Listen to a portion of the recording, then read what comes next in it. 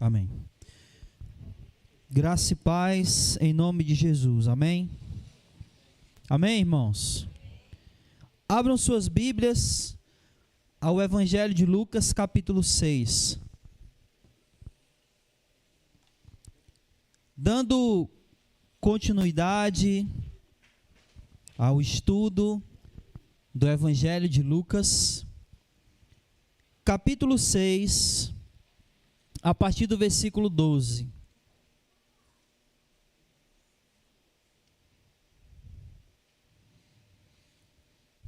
Se achou, diga amém. Leiamos. Versículo 12. Naqueles dias, Jesus se retirou para um monte a fim de orar, e passou a noite toda orando a Deus. Depois do amanhecer, chamou seus discípulos e escolheu 12 dentre eles, os quais também chamou de apóstolos. Simão, a quem também chamou Pedro, e André, seu irmão, Tiago e João, Filipe e Bartolomeu, Mateus e Tomé, Tiago, filho de Alfeu, e Simão, conhecido como Zelote, Judas, filho de Tiago, e Judas Iscariotes, que veio a ser o traidor. Quando desceu com eles, Jesus parou num lugar plano onde havia um grande número de discípulos e também grande multidão de moradores de toda a Judéia, de Jerusalém e do litoral de Tiro e de Sidom. Eles tinham vindo para ouvi-lo e para serem curados das suas doenças. E os que eram atormentados por espíritos impuros eram curados. Toda a multidão procurava tocá-lo, porque dele saía poder que curava a todos. Então, olhando para os discípulos, disse: Bem-aventurados sois vós, os pobres, porque o reino de Deus é vosso. Bem-aventurados sois vós, que agora tendes fome, porque ficareis satisfeitos. Bem-aventurados sois vós, que agora chorais, porque haveis de rir. Bem-aventurados sereis, quando os homens vos odiarem, quando vos expulsarem da companhia deles, vos insultarem e rejeitarem o vosso nome, como digno, por causa do Filho do Homem. Alegrai-vos nesse dia e exultai, porque a vossa recompensa no céu é grande. Pois os antepassados deles fizeram o mesmo com os profetas. Mas ai de vós que sois ricos, porque já recebestes a vossa consolação. Ai de vós que agora estáis satisfeitos, porque passareis fome. Ai de vós que agora estareis rindo, porque vos lamentareis e chorareis. E ai de vós, quando todos vos elogiarem, porque os antepassados deles fizeram o mesmo com os falsos profetas. Vamos orar. Amado Deus e Pai bendito, graças, Senhor, nós te damos pela tua misericórdia, pelo teu amor, pela tua benignidade para conosco. E nos reunimos aqui neste lugar, Senhor, em teu nome, porque o Senhor tem nos proporcionado esse momento, tem nos dado essa condição e esse privilégio, Senhor, de estarmos aqui reunidos no nome do Senhor, cantando louvores a Ti, te adorando através dos cânticos, e também estarmos aqui para aprender da Tua palavra. E nesse propósito, eu te rogo, Senhor, em nome de Jesus, que o Senhor nos abençoe, trazendo pelo Teu Espírito a iluminação da nossa mente, do nosso coração, para compreendermos e guardarmos a Tua palavra. E assim sendo, nós te rogamos que pela Tua iluminação, prepara, Senhor, o nosso entendimento, prepara o nosso coração para o recebimento da Tua palavra. Faz isso com cada um dos irmãos que se encontram neste lugar. E também com todos aqueles, Senhor, que nesse momento acompanham pelas redes sociais e também por aqueles que posteriormente irão ouvir esse estudo. Em nome de Jesus, nos abençoa e fica conosco. É isso que rogamos, te bendizemos e agradecemos hoje e sempre. Amém, Senhor. Louvado seja o nome do Senhor. Meus irmãos, depois que Lucas, ele relatou aqui, né, o debate de Jesus com os fariseus, tanto a respeito do jejum como a respeito do sábado, agora Lucas se volta para duas coisas importantes. E a primeira delas é a escolha dos 12 apóstolos, e posteriormente ele vai iniciar aqui o que a gente leu hoje, é apenas o início do Sermão do Monte, que vai se resumir aqui, o que a gente leu, entre as bem-aventuranças e os ais, ou os lamentos. Então, é isso que nós iremos ver hoje. A escolha dos 12 apóstolos, as bem-aventuranças e os lamentos, ou seja, os ais. É isso que a gente vai ver hoje no nosso estudo. Amém? Então, vamos lá, vamos começar aqui a partir do versículo 12. Bom, o início aqui, a partir do versículo 12, vai dizer que Jesus ele se retira para um lugar para orar, a fim de orar.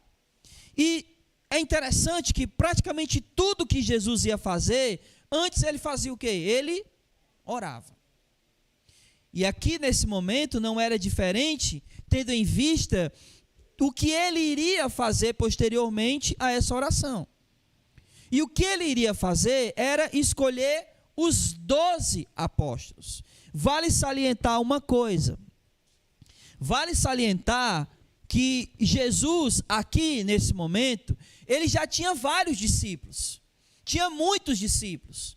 E desses discípulos, dentro desses discípulos, no meio desses discípulos, ele escolheu 12. 12 discípulos, que ele vai chamar de apóstolos, para dar continuidade à obra que Jesus está iniciando. Então, Jesus está iniciando, por assim dizer, um novo povo de Deus. Novas pessoas que iriam propagar o evangelho do reino de Deus. E ele iria subir ao Pai, né? Depois que ele fosse crucificado, morresse, ao terceiro dia ressuscitasse, ele iria ser levado ao céu novamente. E essa obra que ele começou, ela precisaria dar continuidade. Então, ele vai escolher 12 homens aqui, dentre os discípulos que ele já tinha. Só que antes dele escolher, diante de uma situação de que ele precisaria fazer uma escolha muito importante, primeiramente, ele vai orar. Ele demanda muito tempo nessa oração. O texto diz, olha aí versículo 12. O texto diz que essa oração durou a noite inteira. Não é isso? Versículo 12. Naqueles dias, Jesus se retirando para o monte a fim de orar, passou a noite toda orando a Deus.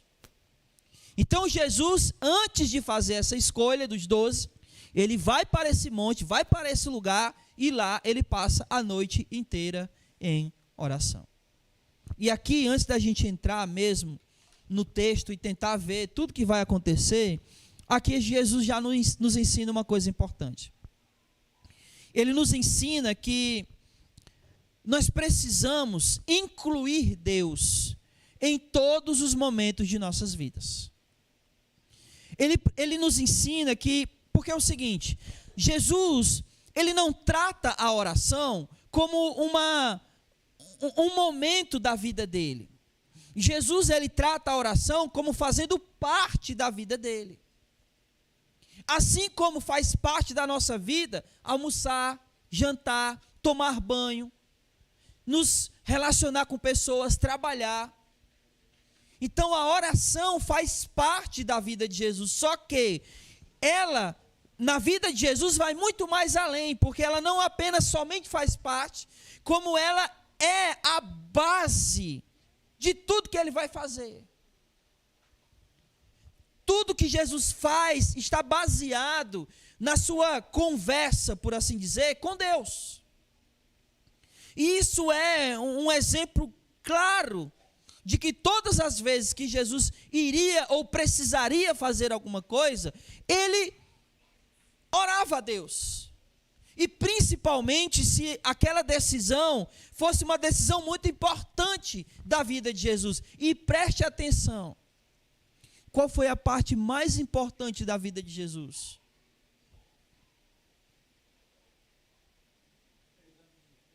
Hã? Não. A crucificação. E antes de ser crucificado, o que ele foi fazer lá no Getsêmani? Ele foi orar. Jesus nos ensina que as partes mais importantes da nossa vida, elas precisam ser regadas à oração. Elas precisam estar pautadas em oração.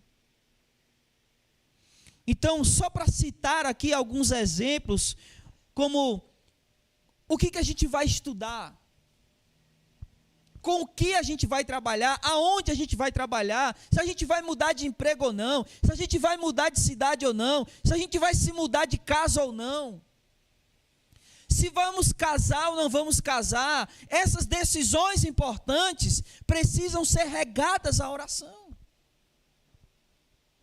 Nós precisamos orar e pedir que Deus nos guie nessas decisões. E que, se possível for, Ele até fale com a gente. Obviamente, tem coisas que a gente já sabe o que Deus quer. Não é? Como, por exemplo, Jesus sabia que Ele ia ser crucificado? Sim ou não? Mas Ele foi orar. E aí a oração dele era qual? Se possível, afasta de mim esse cálice, mas seja feita a tua vontade. Mas nem por isso ele deixou de orar. Então a gente sabe que as decisões importantes da nossa vida precisam ser regadas à oração, e Deus precisa fazer parte de tudo que faz parte da nossa vida. A gente costuma, infelizmente, dividir a nossa vida. Como é que a gente divide? Não, é família, trabalho e igreja. E aí na igreja eu oro. Na minha casa eu sou de um jeito, no meu trabalho eu ainda sou de outro. Mas a nossa vida não pode ser dividida dessa maneira. Aliás, a nossa vida nem sequer pode ser dividida. Porque eu preciso ser na igreja o que eu sou em casa e o que eu sou no trabalho. A minha vida precisa, da minha vida precisa fazer parte, Deus precisa fazer parte de tudo na minha vida. Não só nesses momentos aqui. Principalmente nesses momentos onde a gente precisa tomar decisões importantes. Amém? E Jesus já começa aqui nos ensinando isso. Que Deus precisa fazer parte de todos os momentos de nossas vidas, e que nessas decisões a gente precisa estar em oração. Muito bem, então vamos lá. Versículo 13.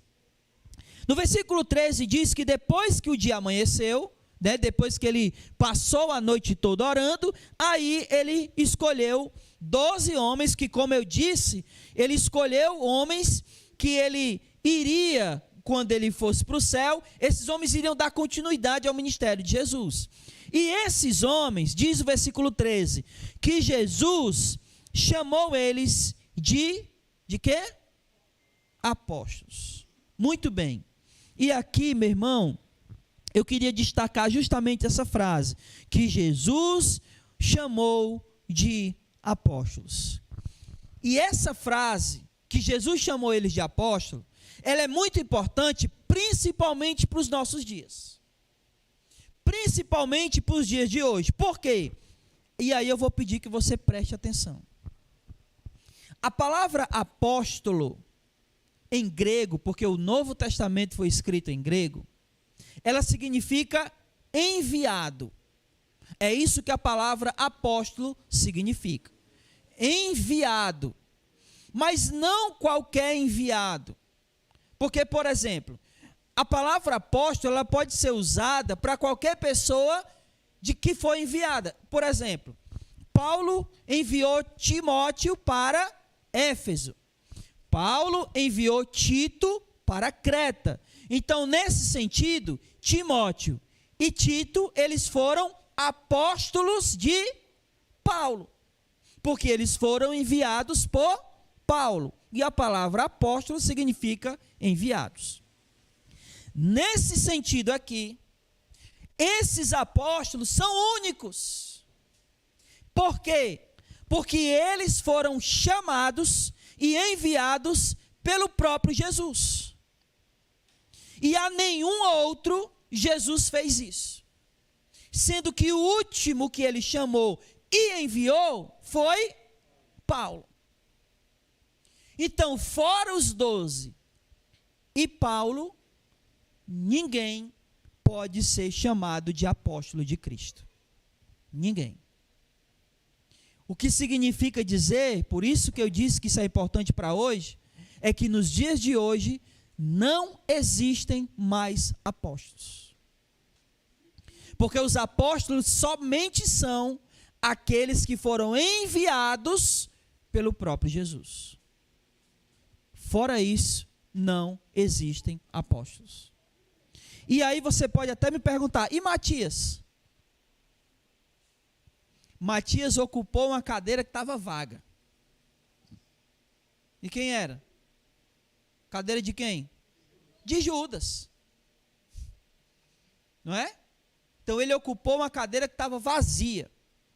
Inclusive, quando eles foram escolher Matias, eles disseram, olha, tem que ser alguém que esteve conosco, que estava com a gente, desde o início. Então, se ele estava desde o início, quem chamou ele? Jesus. Então, nesse sentido, hoje não existem mais apóstolos. Alguém pode ser enviado por uma igreja para fazer alguma coisa? Sim ou não? Sim. Mas esse é chamado de quê hoje? Missionário. Não existem mais apóstolos hoje. E esses apóstolos de hoje? São o quê? São falsos. E essa questão de apóstolo falso não é de hoje, meu irmão. A gente pode ver Paulo, lá em Corinto, ele brigando entre aspas, né? Ele debatendo com aqueles que ele vai chamar de super apóstolos. Isso é uma ironia. Paulo está ironizando ele. Olha, eu não fico por baixo desses super apóstolos, não. Porque eram pessoas lá na igreja de Corinto se nomeando apóstolos, né? Como se fosse hoje. Então, essa questão de alguém querendo ser apóstolo é antiga. Não é de hoje. Eu vou mostrar para você aí, ó. Abre em Apocalipse capítulo 2. Não desmarque Lucas que a gente vai voltar para aí. É um livro muito difícil de achar, né? O Apocalipse. Fica entre Gênesis e Apocalipse. Apocalipse 2:2. Capítulo 2, versículo 2. Olha o que é que o apóstolo João, escrevendo para a igreja de Éfeso, olha o que ele vai dizer. Olha aí, leia aí, por favor. O que diz aí?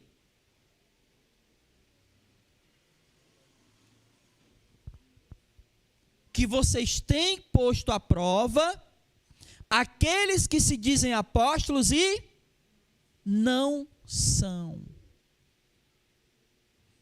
Essa ideia de pessoas se dizendo apóstolos não é de hoje, meu irmão. É antiga. Só que apóstolos, só aqueles que Jesus chamou e enviou. Fora isso, não existem nenhum apóstolo. E os de hoje são falsos. como falsos são esses aí de Apocalipse, como falsos eram os apóstolos lá que estavam brigando com Paulo lá em Corinto. Então, os verdadeiros apóstolos e únicos são quem? Os 12 e Paulo. E Paulo foi enviado por Jesus, foi chamado por Jesus? Sim ou não? Sim. Inclusive, lá em 1 Coríntios capítulo 15, versículos 8 e 9, ele vai dizer que quando Jesus ressuscitou, ele apareceu a todos os apóstolos e, por último, apareceu a ele. E aí ele vai até dizer, como um nascido fora de tempo, que não sou nem digno de ser chamado de apóstolo, porque eu persegui a igreja. Então, quando Paulo diz que por último apareceu a ele, a palavra último lá é eschatos, que significa uma coisa que é fim, acabou, não tem mais. E da onde vem a palavra escatologia. E o que é escatologia? O estudo das coisas do fim. Então, as coisas do fim, depois do fim vai ter o quê? É o fim. Então, Paulo está dizendo que foi o fim. Ele foi o último para quem Jesus apareceu. Portanto, Paulo foi chamado pelo próprio Jesus e enviado pelo próprio Jesus. Por isso ele era apóstolo. Fora isso, para a gente encerrar essa questão da apostolicidade aqui dos 12 de Paulo, Paulo vai dizer que para ser um apóstolo precisaria ter algumas credenciais. E as credenciais que Paulo lança é só sofrimento, meu irmão. É só sofrimento. Ele diz, olha, tem que ter apanhado, tem que ter sido preso, tem que ter sido chicoteado, tem que ser passado necessidade. Essa é a credencial do apóstolo. Quem quer ser apóstolo hoje desse jeito? Ninguém, né? Os apóstolos de hoje querem luxar. Querem andar de carrão e iate e jatinho, né? Assim é fácil ser apóstolo, né? Mas não são verdadeiros, são falsos. Amém? Glória a Deus. Então, continuando aqui, Jesus vai chamar esses 12. Né? Versículo 14, aí ele dá os nomes dos apóstolos. Vamos lá. Pedro e André, que são irmãos. Tiago e João, que também são irmãos. Filipe, Bartolomeu, Mateus. Notem que aqui ele já chamou de Mateus, né? Porque a gente viu que quando ele chamou quem? Levi. Agora ele já está chamando de Mateus. Porque Mateus e Levi é a mesma pessoa. Mas no chamado, lá no capítulo 5, né? A partir do versículo 27, o chamado lá é de Levi, mas é o apóstolo Mateus. Mateus, Tomé, como era o outro nome de Tomé? Alguém lembra? Dídimo. Tomé também chamado Dídimo. Lembrando que o nome de Pedro não é Pedro. Como é o nome de Pedro? Simão. Então era comum esses homens mudarem de nome, né? Ou pelo menos ter o que a gente chama de codinome, né? Uma maneira de ser chamado. Então Simão era Pedro, Tomé é o Dídimo, Mateus é o mesmo Levi, e continuando, Tiago, filho de Alfeu, Simão, conhecido como Zelote, Judas, que é Judas Tadeu, ok? É o mesmo Judas Tadeu, filho de Tiago, e o Judas Iscariotes, que veio a ser o traidor. Então, esses eram os nomes dos 12. E aí, meu irmão, Jesus escolheu 12 homens para continuar o seu ministério, mas Judas não continuou. Jesus errou na escolha? Hã? Não, ele escolheu exatamente quem ele precisava escolher. Até Judas. Exatamente, para que se cumprisse o que havia sido dito. Exatamente. Né? Enfim, exatamente. Então vamos lá. Eu queria destacar aqui, meus irmãos, duas coisas, tá? Duas coisas. A primeira é que eles eram diferentes. Os apóstolos, aqui que Jesus chamou, não eram um grupo de pessoas que pensavam igual, bonitinho, e é por isso que eles se davam bem. Negativo. O maior exemplo de diferença aqui é justamente Mateus, que era o Levi, e o Simão Zelote.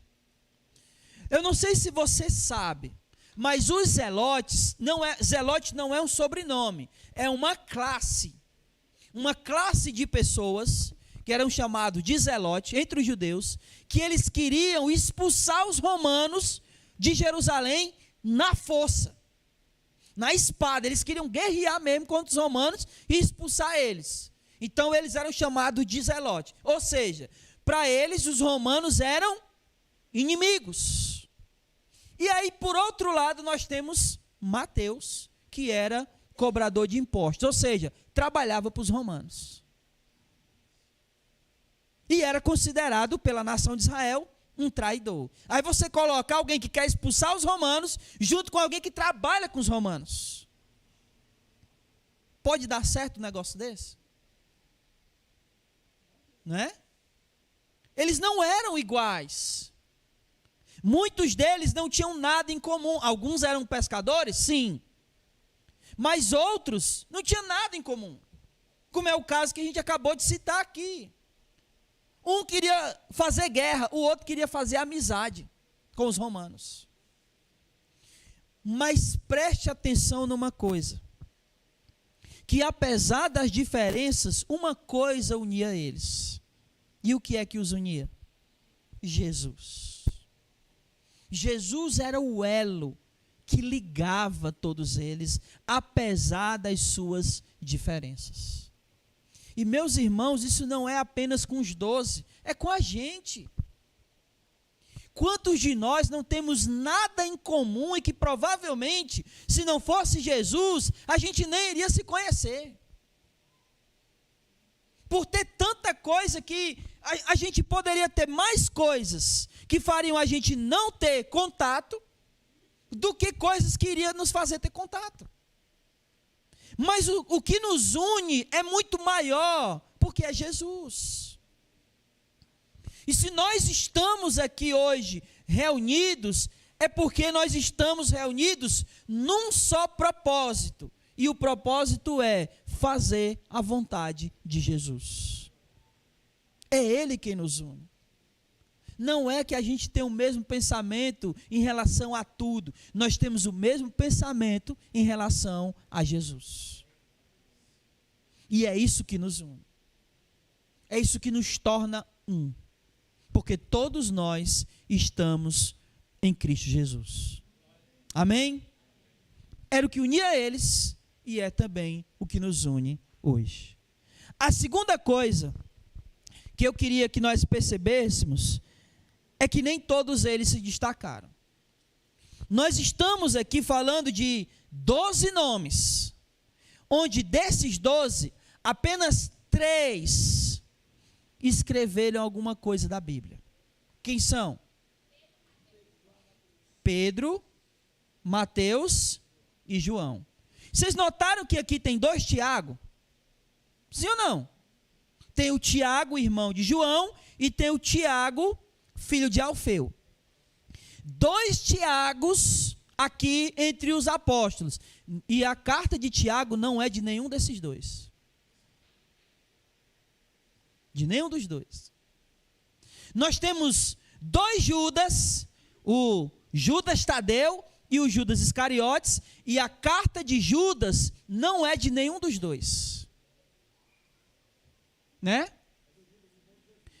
Tanto Tiago como Judas, que escreveram carta de Tiago e Judas, ambos eram irmãos de Jesus. Não é nenhum desses aqui. E os irmãos de Jesus, nenhum foram apóstolos. Amém? Então, preste atenção, que nem todos receberam papéis de destaque. Vale salientar que quando a gente está lendo o livro de Atos, 2 nomes aqui aparecem mais. Quais são? Desses 12, quais são? Pedro e João. E os outros? A gente não sabe. Mas por mais que os outros não tiveram papéis de destaque, ainda assim eles foram a base. Eles estavam lá na base. Ainda que eles não se destacassem, ainda que eles não escrevessem, ainda que eles não aparecessem, mas eles estavam fazendo parte da base. É muito comum, meus irmãos, a gente quando começa a vir para a igreja querer até aparecer, né? Querer ter papel de destaque. E pode até ser que isso aconteça, mas nem todo mundo tem. O mais importante é que a gente faça o trabalho dos bastidores, por exemplo, onde ninguém vê. Como a oração, meu irmão. Ninguém vê você orando, mas a oração faz parte da base. Você pode não ter um papel de destaque, de louvor, de pregação, de não sei o quê, mas você pode fazer parte da base, orando, pedindo, clamando, trabalhando nos bastidores, onde ninguém está percebendo lá, porque tu não está se destacando, porque ninguém está te vendo, mas Deus está. Então não é só os papéis de destaque que contam, que valem alguma coisa. A gente não sabe nem o que aconteceu aqui com os outros. Desses 12, 4 receberam papéis de destaque, né? Pedro, Mateus e João, que escreveram as suas, um evangelho, outro evangelho, né? E Pedro escreveu sua carta. E qual foi o outro destaque, o quarto? Não, desses aqui. Desses 12. Hã? Não. Tiago, a gente só sabe dele, sabe como? Que ele morreu no capítulo 12 de Atos. Herodes corta a cabeça dele. Judas. É um destaque negativo, mas é um destaque. Não é? Os demais, a gente nem sabe para onde. Eu não estou dizendo que eles não fizeram nada, irmãos, entendam. É que a gente não vê nas Escrituras falando a respeito deles. Esse destaque da Escritura. Obviamente, eles também fizeram alguma coisa. Obviamente, eles também evangelizaram. Porque era papel deles fazerem isso. Jesus escolheu eles com esse propósito. A única vez que a gente vê, por exemplo, eles fazendo alguma coisa, é quando Jesus envia eles de 2 em 2. Vocês lembram disso? E aí quando eles voltam felizes, dizendo, olha, a gente curou pessoas, a gente expulsou demônios. Mas fora isso, não vemos um papel de destaque para os demais. Mas eles estavam na base. Quando a gente lê Efésios capítulo 2, versículo 20... vai dizer que a igreja, ela foi edificada sob o fundamento dos apóstolos. Não é o fundamento de Pedro, não é o fundamento de João, não é o fundamento de Mateus, é o fundamento dos apóstolos, de todos eles. Então, por mais que não haja papel de destaque, é importante que as bases sejam edificadas. Amém? Amém? Glória a Deus. Muito bem. E aí a gente chega nessa parte final aqui, que é as bem-aventuranças. O versículo 17 diz o seguinte, que eles desceram, né? Jesus, depois que escolheu, desceu com eles e parou num lugar plano, onde havia um grande número de discípulos e também grande multidão de moradores de toda a Judéia, Jerusalém, do litoral de Tiro e de Sidom. Ou seja, quando Jesus para nesse lugar, havia gente de todo canto, de Jerusalém, da Judéia, e Tiro e Sidom era fora de Jerusalém.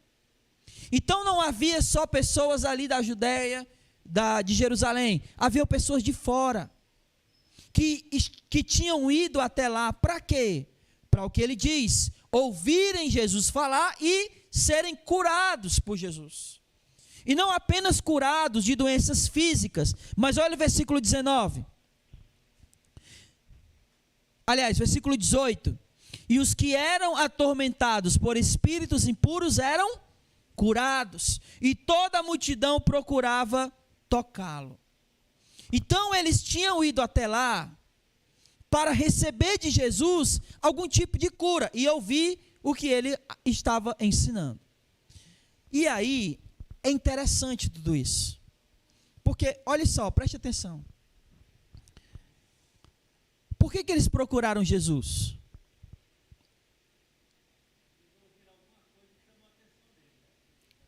Os que foram lá para ouvir,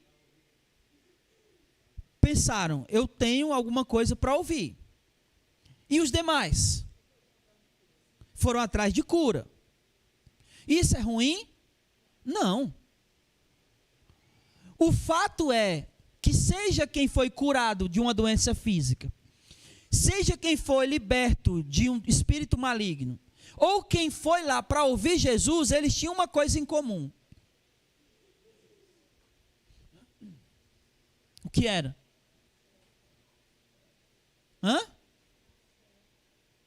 Eles precisavam de alguma coisa. Eles reconheciam que eles eram necessitados. Precisavam de Jesus. Ou eles precisavam ser curados, ou eles precisavam ser libertos, ou eles precisavam de ouvir o ensino. O fato é que eles precisavam. Exato, eles dependiam dele.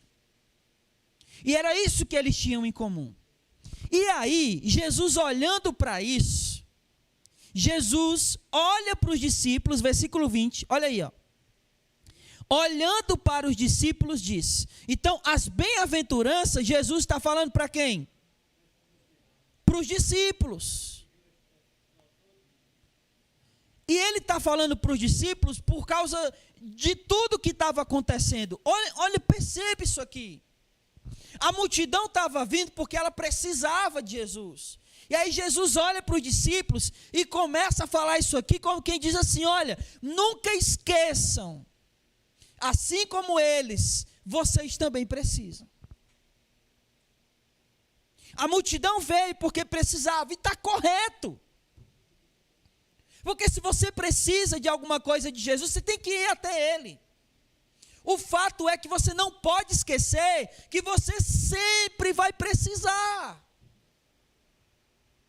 Nunca iremos estar numa situação onde Jesus não é necessário para nós. E é por isso que Jesus olha para os discípulos e diz o seguinte, versículo 20: bem-aventurados sois vocês, olhando para os discípulos, que sois pobres, porque o reino de Deus é vosso. E obviamente, meu irmão, obviamente, os discípulos eram ricos financeiramente? Não.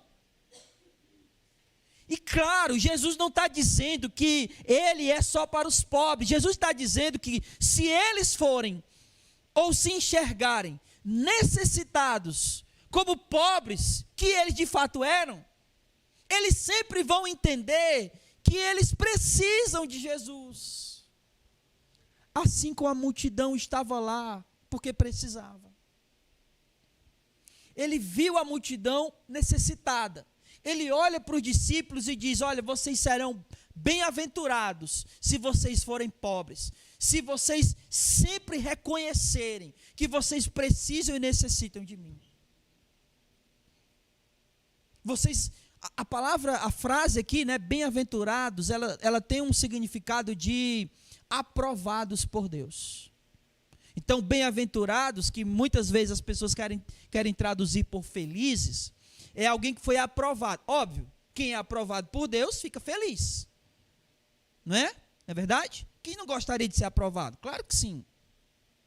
Mas a frase ou a palavra bem-aventurança, ela significa alguém que é aprovado. Então, o discípulo, ele seria aprovado se ele sempre fosse necessitado de Jesus. Bem-aventurado os pobres, porque o reino de Deus é vosso. 21. Bem-aventurados sois vós, agora que tens fome. Por quê? Porque ficareis satisfeitos.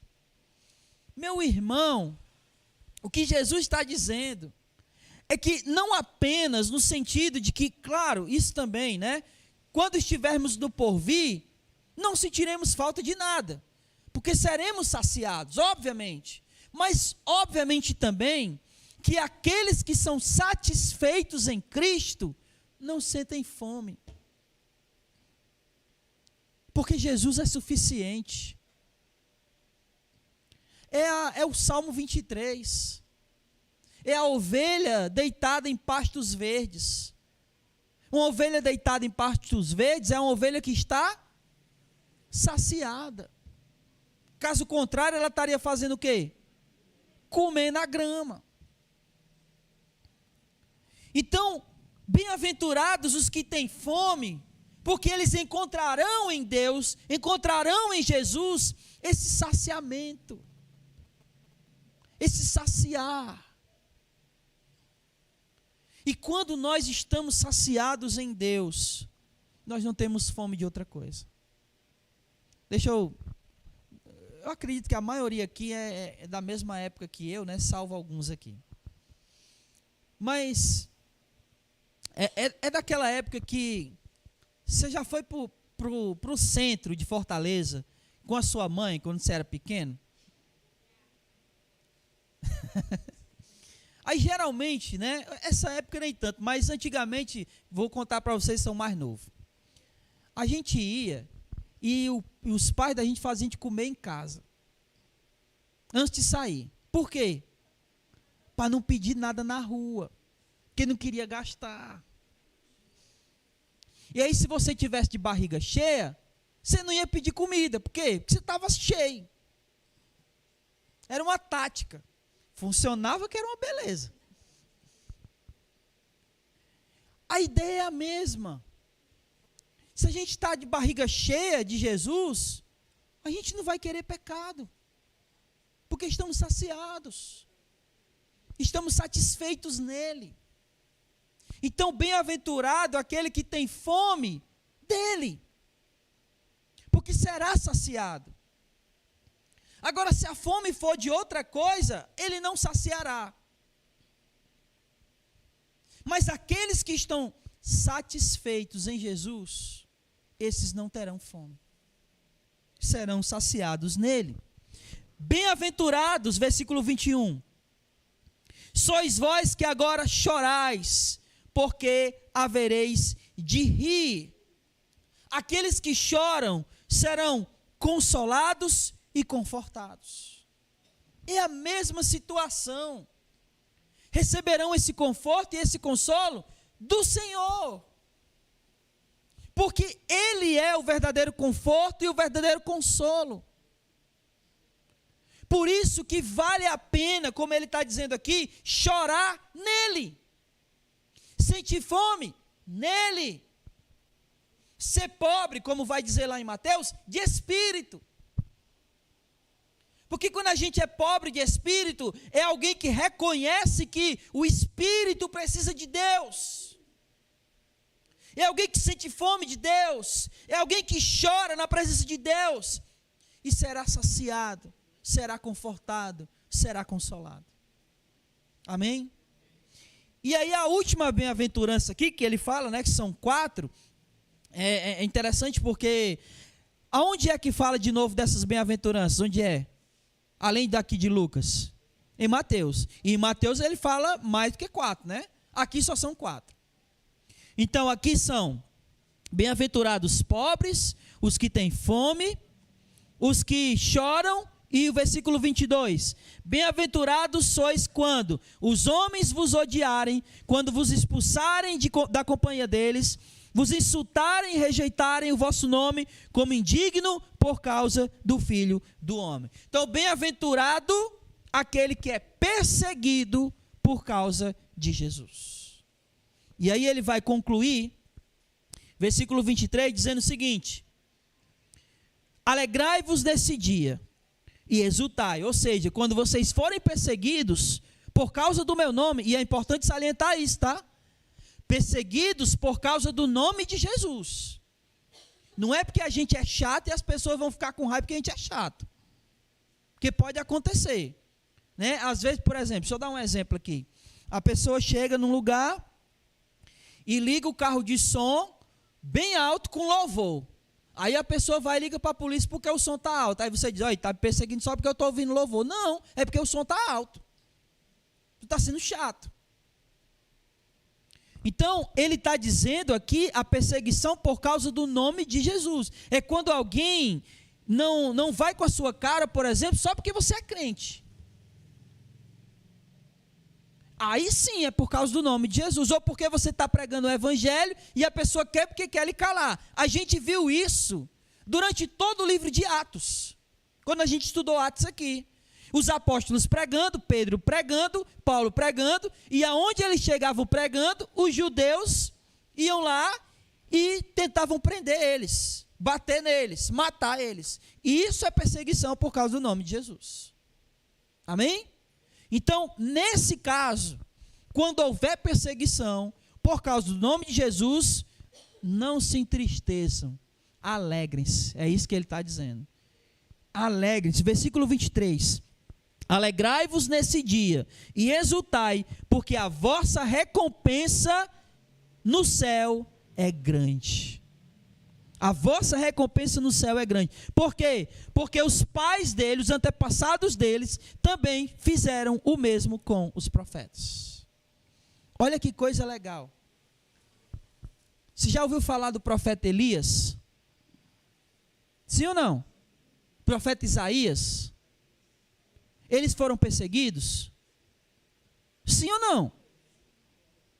O que Jesus está dizendo é que quando nós formos também perseguidos por causa do nome dele, nós iremos estar sendo comparados a esses homens.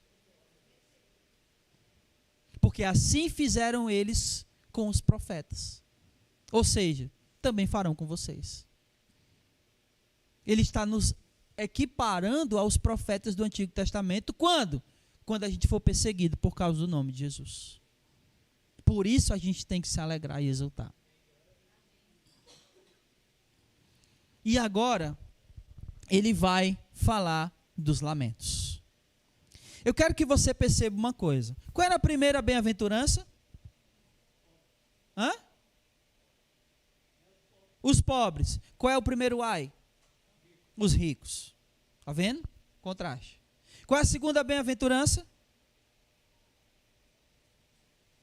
Os que têm fome. Qual é o segundo ai? Os que estão saciados. Qual é a terceira bem-aventurança? Os que choram. E o terceiro ai? Os que riem.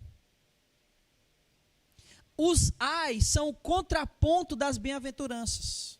Cada ai equivale ao contrário das bem-aventuranças. Então, se a primeira bem-aventurança é os pobres, versículo 24. Ai de vós os que sois ricos, porque já receberam a vossa consolação. E a ideia aqui, meu irmão, é simplesmente o seguinte: se o pobre, ele tem consciência de que ele é necessitado, na grande maioria das vezes, o rico acha que não precisa de nada. E quando você acha que não precisa de nada, porque você tem bens, pronto, é isso que você vai ganhar. Você já ganhou, e ganhou aqui. O problema é que a nossa vida não acaba aqui, né? Ela não acaba aqui. Por isso é o lamento: ai de vós, os ricos, que acham que não precisam de nada. Vocês já ganharam a consolação de vocês aqui.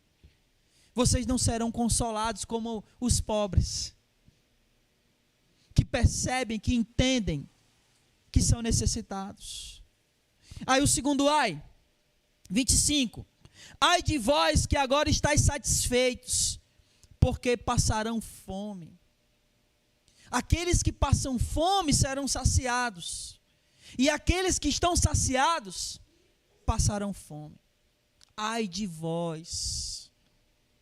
Ai de vós, aqueles que acham que não precisam de nada porque estão saciados. É interessante que Jesus, lá em Apocalipse, capítulo 3, ele vai falar de uma igreja assim. A igreja de Laodiceia. A igreja de Laodiceia era uma igreja que é chamada de igreja de Laodiceia por causa da cidade de Laodiceia, e pela igreja ser nessa cidade, era chamada de igreja em Laodiceia. Então, era uma cidade que era extremamente rica. Consequentemente, os habitantes eram abastados, eram ricos. E aí, essas pessoas se converteram. Então, a igreja lá era uma igreja de gente rica. E aí Jesus diz, olha, vocês que dizem, não preciso de mais nada. Por quê? Porque eles eram ricos. Era uma igreja que era localizada numa cidade onde essa cidade era conhecida pelo tratamento de olhos. Pessoas que tinham problema de visão iam para lá para serem tratadas desse problema de visão. Então, as pessoas também se vangloriavam disso, inclusive as pessoas da igreja. Era uma cidade onde vendiam panos para roupas dos mais finos, e que também a igreja se beneficiava dessas coisas. Era uma igreja localizada nesse ambiente, e aí, olha só, tinha o melhor tratamento de olho, a melhor roupa, e eram ricos. Aí Jesus diz, vocês são pobres, cegos e nus. Não é interessante? E é para essa igreja que Jesus diz aquela frase, aquele versículo que a gente costuma falar, principalmente quando está evangelizando, né? Eis que estou à porta e bato. Se alguém ouvir a minha voz, eu entrarei, cearei com ele e ele comigo. O que a gente não percebe, muitas vezes, é que essa frase foi dita para uma igreja. E que Jesus está dizendo, eu estou do lado de fora batendo na porta. E se alguém abrir a porta da igreja, eu entrarei. Mas era uma igreja que Jesus estava do lado de fora. Porque elas diziam, não preciso de mais nada, nem de Jesus. E aí ele está dizendo, vocês são pobres, cegos e nus. E é exatamente por isso que eu estou a ponto de vomitar vocês da minha boca. Isso é muito grave para uma igreja. Muito grave. E isso por quê? Porque eles achavam que estavam saciados, que não precisavam de nada. Ai de vós que estão satisfeitos. O terceiro ai de vós, ainda no versículo 25, ai de vós que agora estão rindo, porque o terceiro bem-aventurança é, bem-aventurados que choram, mas ai de vós os que estão rindo, e esse riso aqui, meu irmão, não é um riso de alegria e felicidade, é um riso de zombaria. Vocês estão rindo, zombando agora. Quantas pessoas não zombam da fé? Quantas pessoas não zombam dos cristãos? E essas pessoas, ai deles, é um lamento aqui. Aqui é um lamento, ai de vós os que riem. Sabe por quê? Porque no final vocês vão chorar. Vocês vão chorar. Vocês podem estar agora rindo, zombando, achando que são felizes, zombando do sofrimento dos outros, mas vocês irão chorar. Vocês irão chorar. E o último ai, a última bem-aventurança era o quê? Bem-aventurados quando vocês forem perseguidos. E o ai, Ai de vós, versículo 26, quando todos vos elogiarem. Elogiarem. Se a bem-aventurança é bem-aventurado quando vocês forem perseguidos, ai de vós quando forem elogiados. E aqui, meus irmãos, não tem a ver com um elogio qualquer. Tem a ver com você ser aceito pelo mundo. Quando o mundo olha para você e para mim, e ele não vê diferença.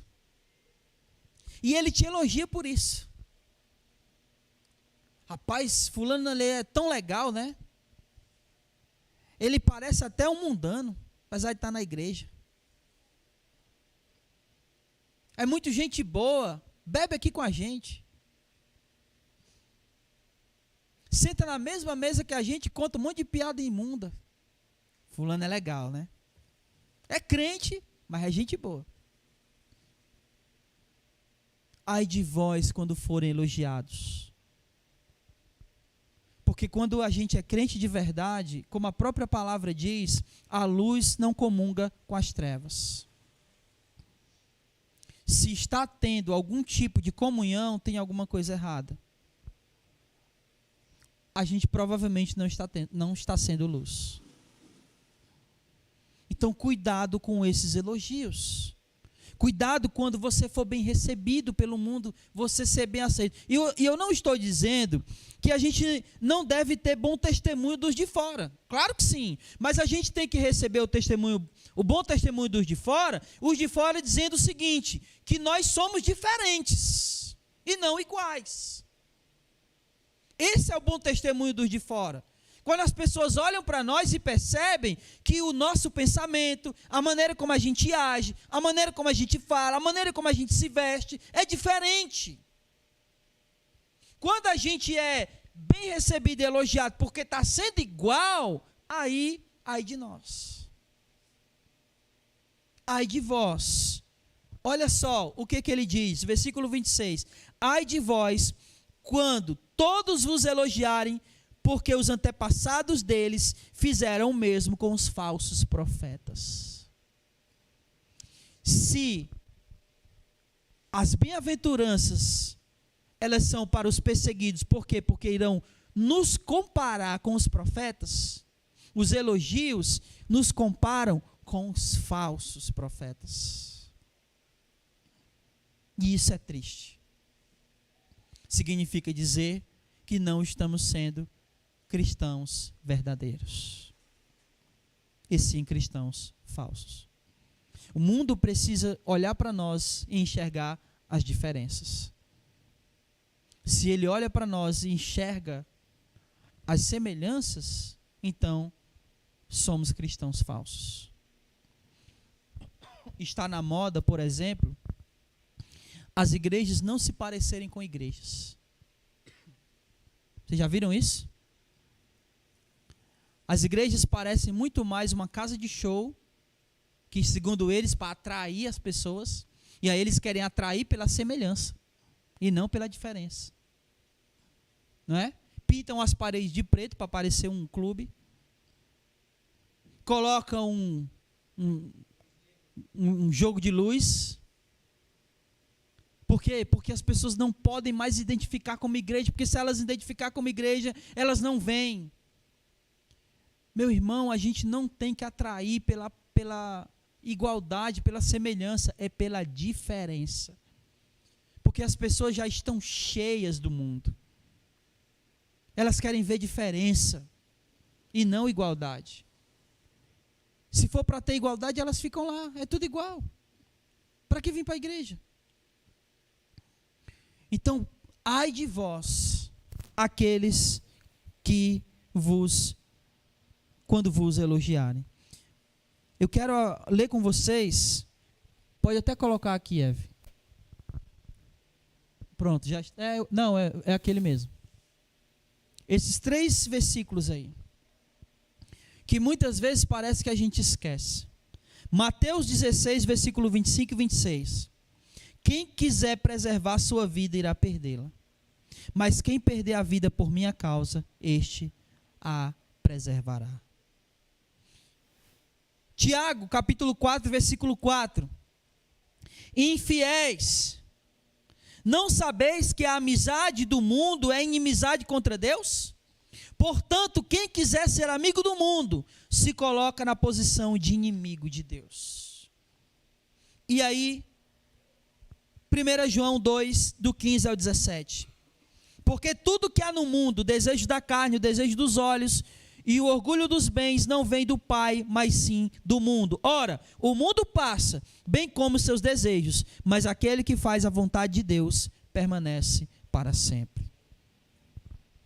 Não devemos ser igual ao mundo. Nós somos aprovados por Deus quando somos perseguidos pelo mundo e não quando somos elogiados por Ele. É aí que alcançamos a aprovação do Senhor. Essas pessoas, ou no caso nós, e no caso Jesus, está falando para os discípulos, eles devem lamentar, porque eles procuraram, essas pessoas aqui procuraram agradar mais o mundo do que a Deus. Eles procuraram mais fazer a vontade do mundo, fazer com que o mundo visse eles de maneira boa do que Deus. E aí, para isso, para que eles pudessem ser aceitos pelo mundo, eles abriram mão dos seus valores. Abriram mão dos valores, para que o mundo pudesse aceitá-los. A gente tem visto muito isso no meio dos evangélicos hoje. Pessoas que estão aceitando o casamento gay, pessoas que estão abrindo mão mesmo dos seus valores, simplesmente para serem aceitos. Para usar um termo que está sendo usado muito hoje em dia, para não serem cancelados. E aí abrem mão dos seus valores, para que as pessoas possam aceitá-las. Mas lembre-se, quem precisa nos aceitar é Deus. É Ele, é a Ele que nós não devemos de maneira nenhuma desrespeitar ou decepcionar. O mundo será decepcionado, e tomara que ele se decepcione com a gente quando a gente estiver fazendo a vontade de Deus. Porque quando o mundo se decepciona com a gente porque a gente está fazendo a vontade de Deus, bem-aventurado nós somos. É isso que Deus espera de nós. Então, não abra mão dos seus valores para ser aceito pelo mundo. Porque se você for aceito pelo mundo, você não será aceito por Deus. Vale mais ser aceito por Deus e desprezado pelo mundo. Bem-aventurados e não o ai é o que está reservado para nós. Amém? O que aprendemos hoje? Algumas aplicações aqui para as nossas vidas. E em primeiro lugar, a gente falou de Jesus, e a oração precisa fazer parte de todas as áreas de nossas vidas. Todos os momentos, todas as decisões, tudo que faz parte da nossa vida, a oração precisa fazer parte. Todas as decisões que tomamos precisam ser regadas de oração. 2. Não existem mais apóstolos de Cristo hoje. Qualquer um que se nomeie dessa maneira é um falso apóstolo. 3. É o Senhor quem nos une. Ele é o motivo de estarmos juntos como um só corpo e uma só família. Nós temos o mesmo irmão mais velho e temos o mesmo Pai, que é Deus. E por isso somos uma família em Cristo Jesus. 4. Não precisamos estar em lugar de destaque para servirmos ao Senhor.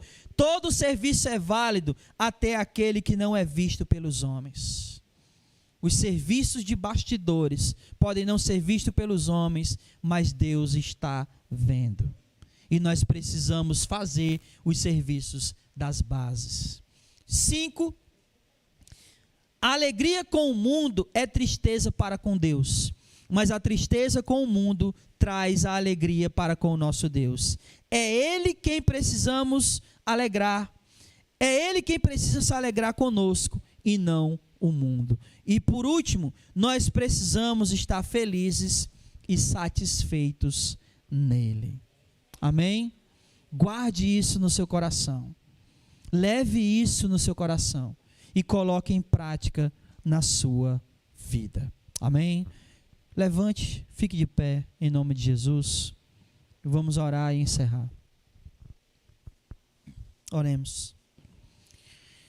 Santo Deus e Pai amado, graças te damos, Senhor, pelo teu amor e pela tua misericórdia. Eu só tenho um pedido, Deus, aliás, dois pedidos para te fazer nessa noite. O primeiro deles é que a tua palavra que foi ensinada hoje, ela penetre profundamente em nosso coração. Que todo ensinamento, que tudo aquilo que o Senhor falou ao nosso coração, não seja esquecido, mas guardado para ser praticado. Abençoa cada um de nós, Senhor, para que verdadeiramente tenhamos entendido, guardado, e que na necessidade a gente venha praticar. Esse é o meu primeiro pedido. E o segundo é que o Senhor nos leve em paz, nos protege no caminho de volta, para que nenhum mal, nenhum acidente nos aconteça, que possamos chegar aos nossos lares na tua paz e na tua proteção.